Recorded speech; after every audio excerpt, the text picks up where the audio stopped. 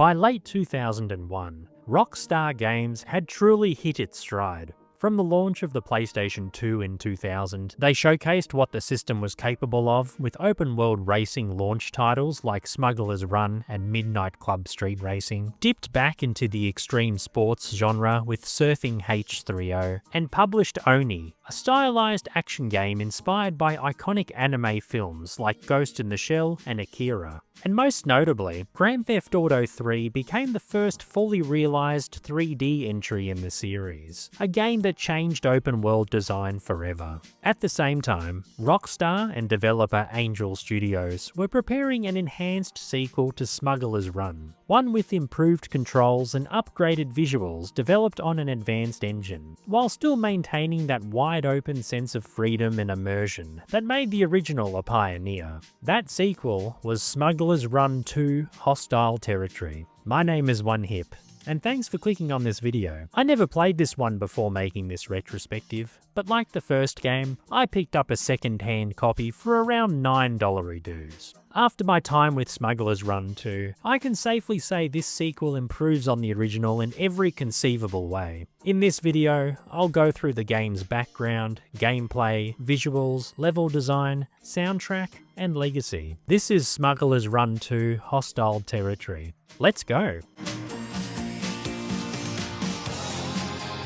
Smugglers Run 2 was once again developed by Angel Studios, and this was one of the final titles released under that name before the studio became Rockstar San Diego, the team best known today for the Midnight Club and Red Dead franchises. Like the first game, Smugglers Run 2 is an open-world racing title, but this time it takes place across 3 distinct maps: Russia, Vietnam, and Russian Winter. I'll cover these in more detail later in the video. The game was originally planned to take place in Afghanistan, but due to the events of 9/11, this setting was changed. You play as a smuggler delivering illegal cargo to drop-off points in various vehicles, all while evading the authorities. Smugglers Run 2 launched on PlayStation 2 on October 30th, 2001 in North America and November 2nd in Europe. A GameCube version titled Smugglers Run Warzones followed on August 6, 2002. The game received positive reviews upon release, with most critics agreeing that the sequel improved on the original in almost every meaningful way. And upon starting my first mission in the Russia map, I immediately noticed the leap in elements like gameplay responsiveness, visual fidelity, and overall world design, all while still preserving that terrific open world freedom the first game established.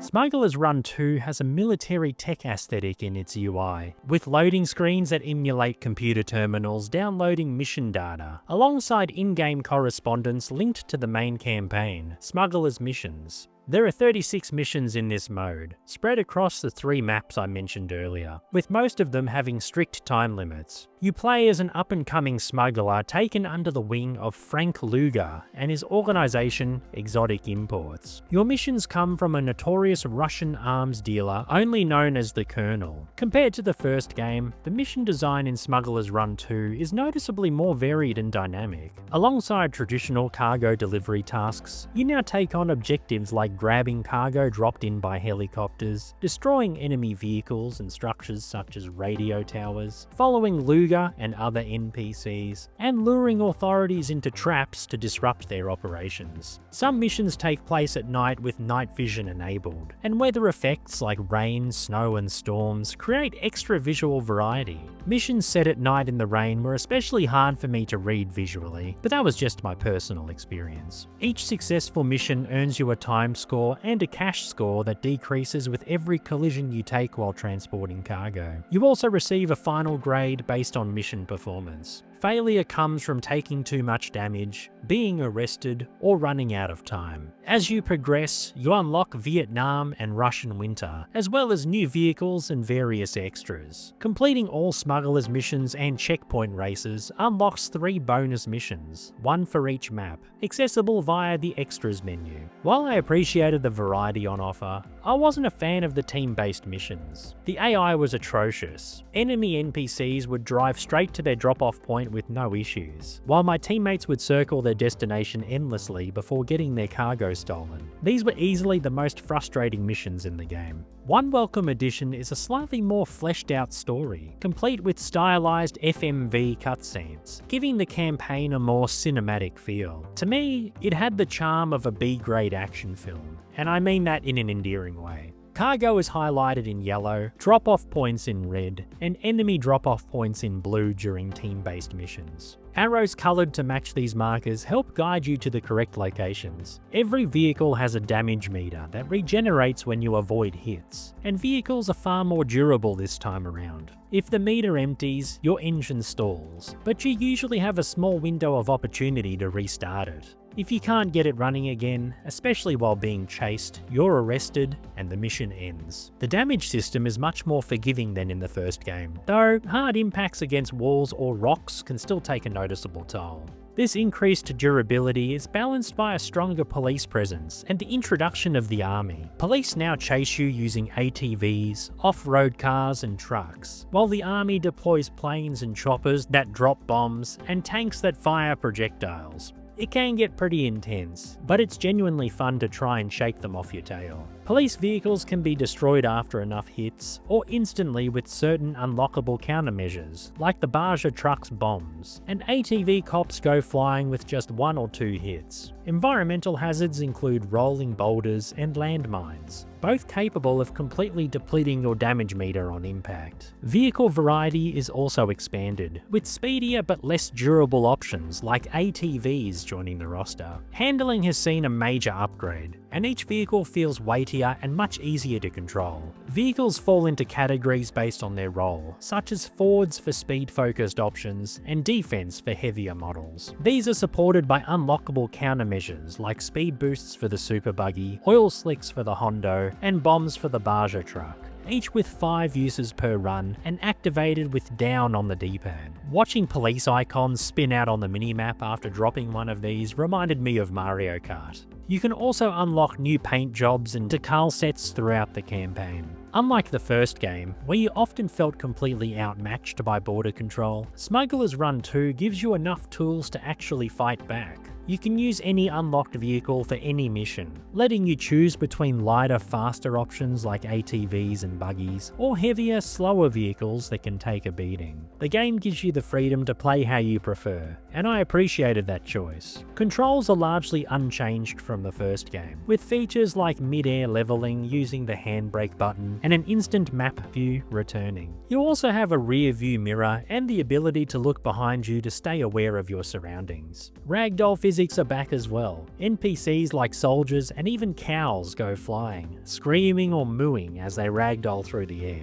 It's as ridiculous and funny as ever. Smugglers Run 2 is set across 3 large maps: Russia, Vietnam, and the Russian Winter. Russian Winter is the same as the first map, but with inclusions such as blizzards, frozen lakes, and snow effects that make driving trickier. Russia features desert landscapes, countryside villages, lakes, and army outposts near the Russia-Georgia border. Vietnam sits near the Cambodia border and features rainforest terrain, farming villages, temple ruins, swamps, and dense vegetation. All maps feature hilly areas that act as shortcuts if you're willing to take the risk. I had a great time driving through each environment and figuring out the best paths to each checkpoint. Like the first game, the open worlds are massive and fun to explore, but now with far better visuals. Vehicle models are cleaner and more detailed, map and object textures are sharper, and lighting and particle effects are noticeably improved. It's an incremental step forward, but a significant one considering the games were released just a year apart. Despite the better mission variety, more balanced difficulty, and the many improvements overall, I still found myself having the most fun in Smugglers Run 2's other modes, especially the returning and new events, and of course, the highly popular Joyriding mode.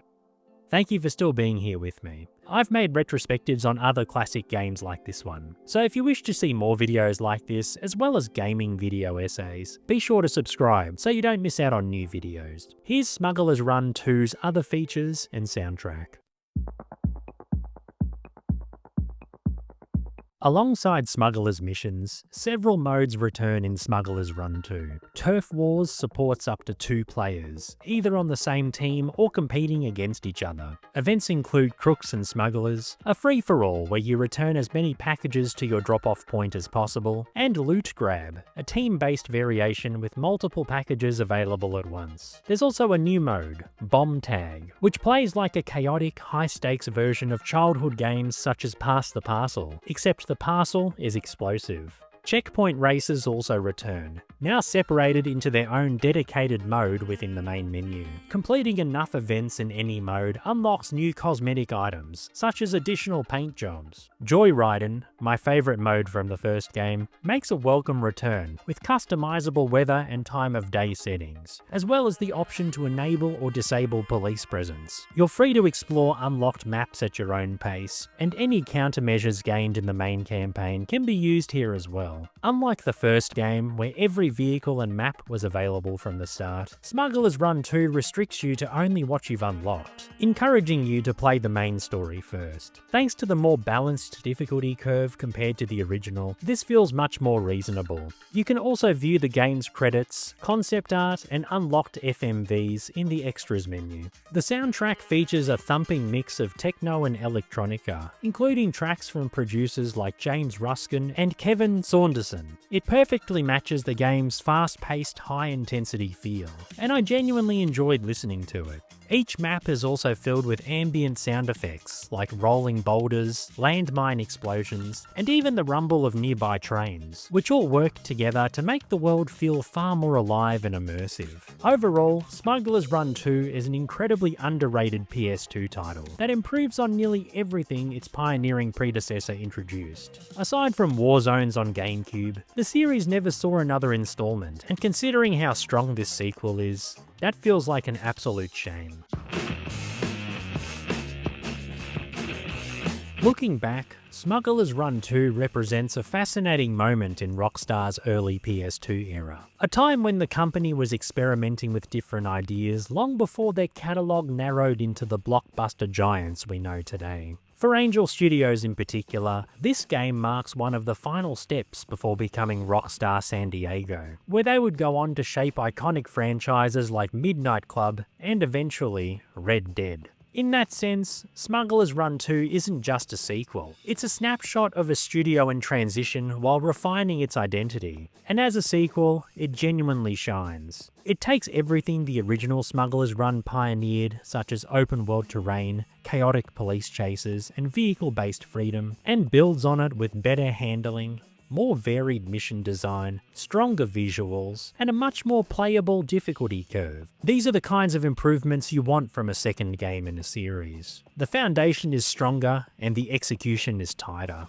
But despite being better in almost every meaningful way, the series stopped here. Beyond Warzones on the GameCube, Smugglers Run never received another entry. Part of that comes down to Rockstar's shifting priorities. After the explosion of success from GTA 3, the company moved rapidly towards narrative-heavy open-world games, while Angel Studios steered into Midnight Club, a franchise that would become a critical part of Rockstar's reputation in the 2000s. In that landscape, a chaotic off-road smuggling series simply didn't fit the long-term strategy, which makes Smugglers Run 2 feel like a relic from a different timeline. One where Rockstar might have continued exploring wild experimental racing games between their bigger projects. Instead, it has become a forgotten gem, a sequel that improved on its predecessor while holding on to its identity, and it delivered something genuinely fun and ambitious, only to vanish in the shadow of bigger releases. 2 decades later, it still holds up as one of the most unique off-road racing experiences on the PlayStation 2. And for me,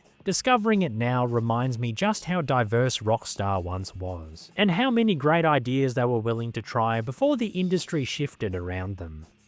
Thanks for watching. What are your memories of Smugglers Run 2? Did you find it to be a significant improvement to the first game? Let me know in the comments. If you enjoyed the video, be sure to give it a like and subscribe to the channel so you don't miss out on upcoming content. And if you're after your next PC game or bundle, consider using Fanatical. They offer officially licensed Steam keys, often with serious discounts. You can use my affiliate link in the description. It won't cost you anything extra, and it directly supports the channel so I can keep making videos like this. Thanks for your support. Thank you also to my current channel members and latest Ko-fi donor for supporting me further. There are links to these in the video description. My name is OneHip, and you have a good one. Bye!